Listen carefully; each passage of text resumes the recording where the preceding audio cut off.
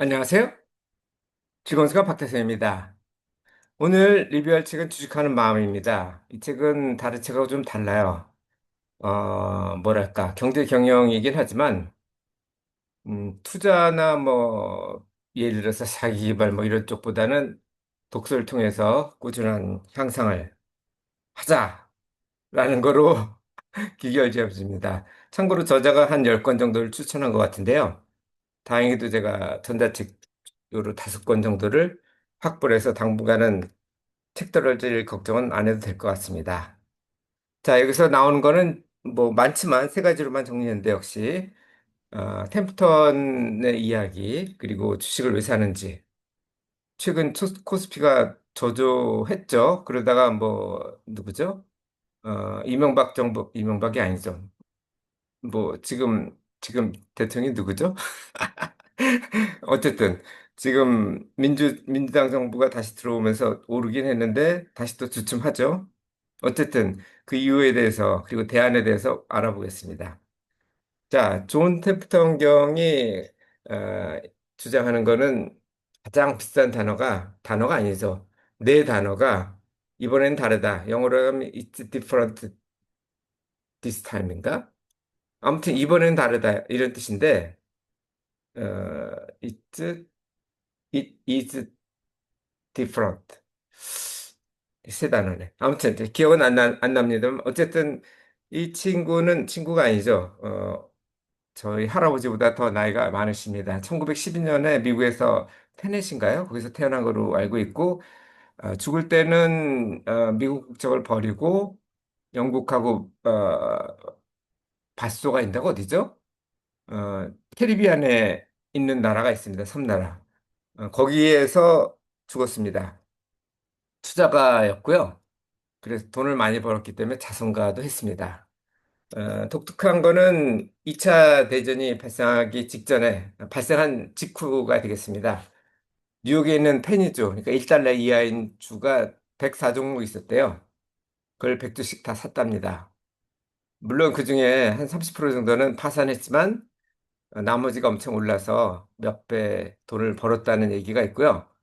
1954년에 그 유명한 템프턴 그로스 펀드를 설립해서 38년간 시장을 이겼죠. 시장이 보통 10%니까 시장을 50% 정도 이겼으니까 지금 우리가 보통 알고 있는 워런 버핏이나 그리고 최근에 많이 리뷰를 했죠.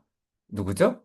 그 마즐란 펀드 운영한 그 친구랑 이 템프턴 그로스 펀드 뭐 이 세 사람은 꾸준하게 시장을 이겼던 사람 중에 하나입니다. 하나가 아니고 셋이네요. 자, 투자 전략이 뭔지 궁금하시죠? 저평가 주식 매수예요. 간단해요. 5년 예상퍼가 시장 평균이 보통 한 17 정도 하거든요, 미국이. 근데 14 이하로만 샀다고 합니다. 보통 12에서 14 정도를 샀대요. 그러다가 없으니까 일본에 투자를 했대요. 그리고 일본이 고평가됐죠. 그래서 다시 미국으로 돌아왔고, 그러니까 같이 투자를 하셨어요. 보통 사면은 5년 예상퍼를 가지고 샀기 때문에 평균 한 4년 정도를 가지고 있었답니다. 그래서 퍼 14로 해서 샀다가 이게 뭐 시장보다 더 올라간다 그러면은 팔았겠죠. 자, 주식을 왜 사느냐? 저자가 주장하는 거는 매수하는 이유랑 매도하는 이유는 같대요. 근데도 불구하고 누구는 팔고 누구는 사죠. 일단 주가 상승 이유부터 보겠습니다. 주가 상승 이유는 그러니까 투자를 하는 이유는 주가가 오를 거라고 생각을 해서 투자를 하죠. 물론 배당을 보고 하는 사람도 있습니다. 어쨌든 주가가 상승하는 이유는 배당하고 그리고 나중에 청산을 언젠가는 하겠죠. 물론 뭐 안 하면 더 좋지만 대부분은 청산을 합니다. 그러니까 다우존스 30 종목 100년 전하고 지금하고 30개 중에서 남아있는 게 두 개인가 세 가지밖에 안 되죠. 그러니까 나머지는 시총이 줄었든지 청산을 했든지 합병이 됐든지 뭐 그런 형태로 됩니다. 어쨌든 청산 분배금하고 배당이 늘어난다고 기대를 하기 때문에 주가가 상승해요. 그런데 매수자는 오를 거라고 생각하니까 살 거고, 매도자는 반대죠. 떨어질 거라고 생각하니까 팔겠죠. 물론 뭐 돈이 필요할 경우도 있겠습니다만, 그걸 제외한다면. 그래서 그 두 사람이 보는 이유는 장기 이익이 장기 이자보다 낮아야 돼요. 그러니까 대안이 있을 거 아니에요. 대안이 예를 들어서 국채 투자를 할 수도 있고 예금으로 갖고 할 수도 있을 테고 뭐 디플레이션 같은 경우는 현금으로 갖고 있을 수도 있겠죠. 장기 이익이 장기 이자보다 많다고 생각 많아야 주가가 오르겠죠. 그래서 따지는 게 이제 이 서로 평가가 다른 이유는 할인율이 달라요. 할인율이 예를 들어서 5%일 때하고 10%일 때하고는 가격이 두 배 차이가 나죠. 똑같은 물건이라도. 그래서 금리 변동이 또 하잖아요. 금리 변동을 하기 때문에 금리 변동을 앞으로 어떻게 될 건지 아무도 모르죠. 하지만 예상은 할 겁니다. 예상에 따라서 할인율이 다르기 때문에 가치 평가가 달라지고요. 성장률은 실적이 또 변동을 하죠. 뭐 어떤 회사가 뭐 아주 잘 예상보다 더 실적이 이익이 더 많을 수도 있고 반대로 줄 수도 있잖아요. 이런 것도 예상을 해야 되기 때문에 둘 다 예상이 다른 거예요. 금리에 대한 예상과 실적에 대한 예상이 다르기 때문에 매매가 발생하는 겁니다. 그래서 투자를 할 때는 할인율은 10년 금리, 국채 금리였죠. 버핏 같은 경우는 10년 국채 금리. 근데 그것도 너무 낮으면 시장 평균표의 역수. 그거보다 그걸 기준해 가지고 할인율을 잡았고 성장률 같은 경우는 5년 시장포를 하는데 이거는 어떻게 잡을 수가 없겠죠. 최근 5년 동안 그걸 지속된다고 뭐 최근 10년 동안 비슷했다면 최근 5년 동안 거를 이용해도 되지만 그렇지 않은 경우가 더 많잖아요. 그래서 이거는 안전 마진을 두면 됩니다. 그러니까 그 변동폭이 별로 없다면 그냥 예를 들어서 최근 10년 동안 꾸준했다 그러면 최근 5년 거를 앞으로 5년 동안 사용해서 시장포를 예상하면 되고, 아니 시장포가 아니고 이 종목포를 예상하면 되고, 이게 변동이 많았다 그러면은 안전 마진을 좀 둬야겠죠. 예를 들어서 그 나빴을 때 기준했을 때 뭐 그렇게 해서 판단하시면 읽기가 어렵습니다. 문제는 그렇게 하면 살 종목이 별로 없다는 건데 버핏 같은 경우는 이걸 어떻게 했냐면은 눈여보고 있다가 시장이 급락하는 경우가 있잖아요. 그럴 때 샀다고 합니다. 자, 최근 코스피가 이거 보시면 아시겠지만 2020년부터 계속 2000선에서 왔다 갔다 했죠. 뭐 2021년에 잠깐 3천 올랐고 지금도 3천 올랐는데 이렇게 박스피라고 그러죠. 박스 안에 갇혀 있는 이유는 그래서 제가 계산해 봤어요. 한 8년인가? 몇 년 동안 배당 포함해서 1%밖에 안 돼요. 배당 빼면은 마이너스였고 배당이 한 2%쯤 되거든요. 근데 미국은 배당 포함하면 연 10% 정도 꾸준하게 오르고 있어요. 그 이유가 뭔가 했더니 생산성 증가율이 미국보다 한국이 더 낮아요. 저도 몰랐는데 생산성 증가율이 낮으니까 이익 증가도 낮을 가능성이 높고 이익 증가가 낮으면 당연히 주가도 오를 수가 없겠죠. 그 이유가 미국에 비하면은 우리가 한국이 규제가 상당히 높아요. 이 우퍼라든지 뭐 에어비앤비 같은 에어비앤비는 모르겠는데 우퍼라든지 이런 건 아예 하지를 못하고 있죠.